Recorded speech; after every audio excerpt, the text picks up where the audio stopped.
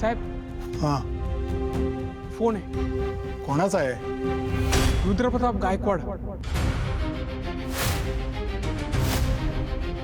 रुद्रप्रताप गायकवाड? अरे सरांचा फोन आलाय. बजो बजो आण.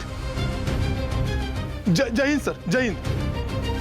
मला त्या मुलीच्या गुन्ह्याबद्दल कळलंय.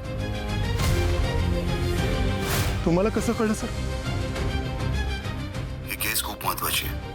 हो, जीव गेले तेही VIP एरियाजवळ. आता मी सांगतोय तसं करा. हो सर. काय म्हणालास तू? आपल्या घरावरती हल्ला होणार आहे?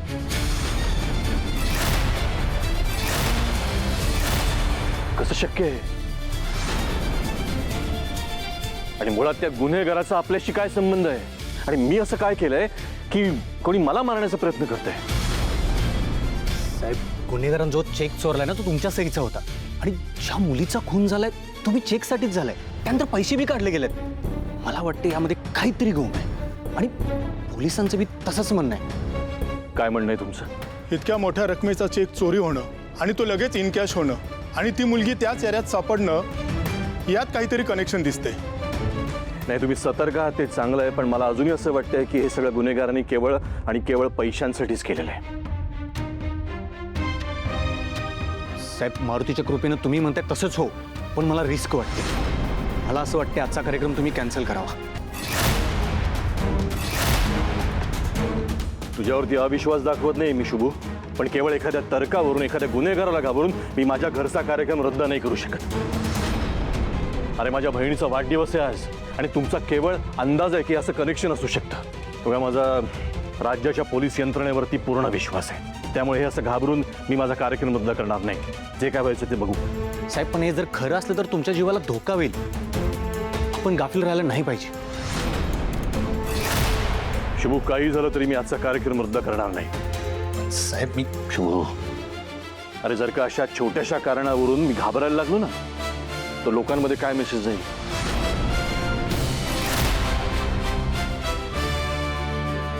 साहेब, तुम्ही बरोबर बोलताय. आपल्याला घाबरून चालणार नाही आता. मी सिक्युरिटी टाईट करून घेतो. लागलं तर पोलीस फोर्सला बोलवून घेतो. पार्टीला येणाऱ्या प्रत्येकाचं चेकिंग केलं जाईल. ते गरजेचं आहे साहेब. तुमच्यावर येणाऱ्या संकटाला मी सामोरं जाईन.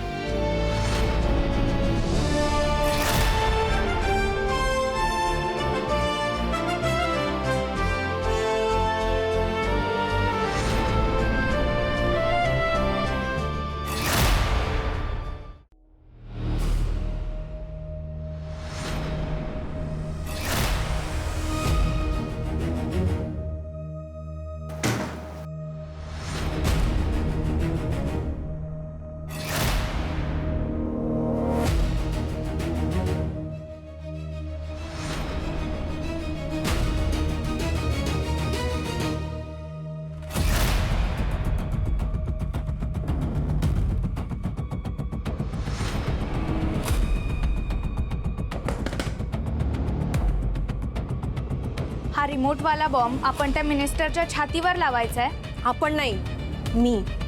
त्या मंत्र्याच्या छातीवर बॉम्ब लावायचं काम हे माझं आहे. वैशाली, सगळं व्यवस्थित होईल ना? जर आपण सर्वांनी प्लॅननुसार सगळं फॉलो केलं तर जसं आपल्याला हवं तसंच होईल.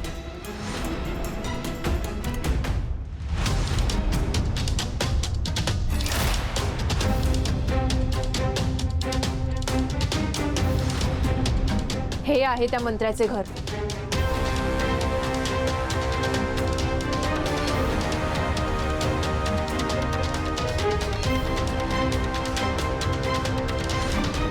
सगळं नीट लक्षात ठेवा आणि हा नकाशा तुमच्या मनामध्ये पूर्णपणे फिट करा. आणि हा, मला काम करताना काहीही कन्फ्युजन नकोय, समजलंय? हो. तू केटरर सोबत घुसायचंय आणि तुम्ही दोघी वाढदिवसाच्या पार्टीच्या डिपार्टमेंटमधून घुसणार आहात आणि मी त्या विश्वंभरचे कपडे घेऊन आतमध्ये जाणार आहे.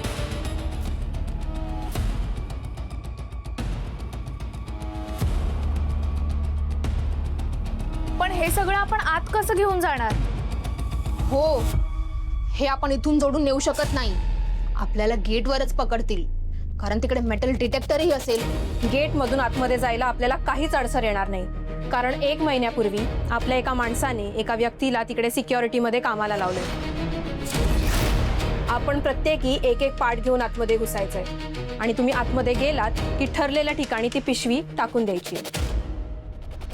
आणि हां, लाईट गेली की मी त्या मंत्र्याला रूममध्ये घेऊन येईन. तोपर्यंत तुम्ही तुमच्या चेहऱ्यावर मास्क लावून आपापल्या गन घेऊन तयार राहा.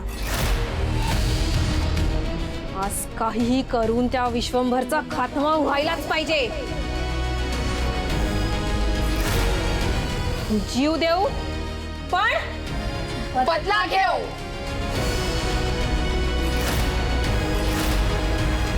हे बघा, डोळ्यात तेल घालून पहारा करायला लागणार. कुणाला बी चौकशी केल्याशिवाय आत सोडायचं नाही. प्रत्येकाच्या बॅग्स मशीननं चेक करायच्या. जरासा बी डाऊट आला मला बोलवायचं. हो साहेब. हो साहेब. तू 1 महिन्यापूर्वी जॉईन झालायस ना? हो साहेब. साहेब तुम्ही काळजी करू नका, मी जीव देईन, पण साहेबांना काही होऊ देणार नाही. साहेबांच्या जीवाला धोका आहे, त्यामुळे त्यासनी काय बी होता कामा नाही. आपल्या सोबतीला पोलीस फोर्स बी आहे. चला कामाला लागा. हो ठीक आहे सर. शुभू, हे सगळं काय रे? तुला खरंच असं वाटतंय बाबांच्या जीवाला धोका आहे की फक्त ते पोलीस म्हणत होते म्हणून? नाही, रुद्रप्रताप सरांचा कॉल आलेला. त्यांनी दिलेली लेडी कधीच चुकत नसते. रुद्रप्रताप सर कोण आहे ते? स्पेशल इन्व्हेस्टिगेशन ऑफिसर आहेत ते. मी त्यासनी पाहिलेलं नाहीये, पण त्यांच्याविषयी ऐकू नये मी. मग ते स्वतः का नाही आले इकडे? ते कामानिमित्त दिल्लीला येतो वाटतं, पण 1-2 दिवसामध्ये कोल्हापूरला येतो म्हणले. शुभू, आपण हा कार्यक्रम करून रिस्क घेतोय ना? मॅडम, म्हणून तर आम्ही म्हणत होतो की फंक्शन रद्द करा. मला काळजी वाटते रे बाबांची. मॅडम, काळजी तर मला बी वाटायला लागले. त्या गुन्हेगाराला गेटच्या बाहेरच पकडायला हवं. त्याची पूर्ण तयारी झाली आहे. तुम्ही नका काळजी करू. नक्की काही बाबांना होणार नाही ना? नाही मॅडम. अहो, एवढ्या टाईट सिक्युरिटीमधनं तो गुन्हेगार कसा आत शिरल? आणि तो शिरलाच की नाही तर पहिला हल्ला माझ्यावर होईल. मी साहेबांनी काय बी होऊ देणार नाही. नाही शुभू, तुला आणि बाबांना दोघांनाही काही होता कामा नये. तुम्ही दोघेही खूप महत्वाचे आहात माझ्यासाठी. तुला माहिती आहे ना माझं बाबांवर किती प्रेम येते, आणि तुझ्यावर सुद्धा.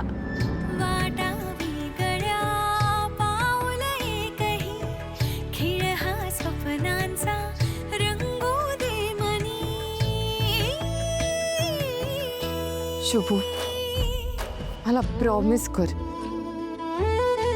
तू स्वतःला एक काही होऊ देणार नाहीस.